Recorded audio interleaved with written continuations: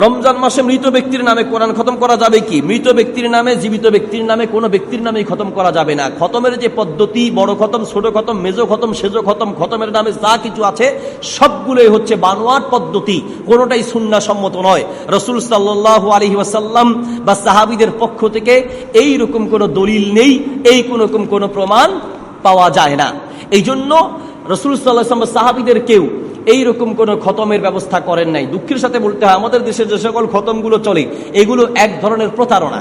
প্রতারণা মানে খায় আলমগীর, মোডয় জাহাঙ্গীর। এটা কি সম্ভব? মনে করেন আমি খাই আর আমি মোডয়, আমার সাথে থাকে তো দেখলে মানুষ এরকমই মনে করে যে খাই আমি মোডয় উনি, ঠিক কিনা? খায় আলমগীর, মোডয় জাহাঙ্গীর, এটা কোনোদিন সম্ভব না। আমি অসুস্থ, উনি যদি ওষুধ খায় আমার ওষুধ ভালো হবে তো? আমি খেলে ওষুধ, উনি আমার অসুখ, উনি ওষুধ খেলে আমার রোগ ভালো হবে? আমার অসুস্থতা আমাকে খেতে হবে, আমার রোগ আমাকে খেতে হবে। আরেকজনের ওষুধ খাওয়ায় আমার রোগ ভালো হবে না। আমার পেটের ক্ষুধা আমাকে খেতে হবে, উনি খেলে আমার পেটের ক্ষুধা দূর হবে না।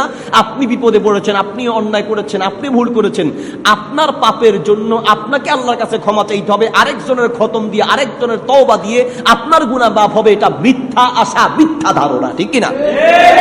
এগুলোর পক্ষে কোরআন সুন্নাহর কোনো সমর্থন নেই, কিন্তু আমাদের দেশে এগুলোই চলতেছে। খতমের নামে কি চলে দেখেন, খতমের নামে যা চলছে, 40 জন হুজুরের দাওয়াত দেয়। 40 জন হুজুর মিলে দাওয়াত খেতে গিয়ে, ভাইরে যিনি বিপদে আছে, আমি একটু বিপদে আছি, আমি আসি, আপনারা একটু খতম পড়েন। এই 40 জন মিলে যাওয়ার সময় বিসি নিয়ে যায়, কিছু বিসি, তারা বলে বিসি খতম। বড় খতমের আরেক নাম হলো কি খতম? বিসি খতম। কিছু বিসি থাকে 40 জন লা ইলাহা ইল্লাল্লাহ সুবহানাকা কুনতু মিনাজ জালিমিন এমনি পড়ে, লা ইলাহা বলে যে একসাথে লা ইলাহা 5টা টান দিছে। টান দেওয়ার কথা কয়টা? একটা।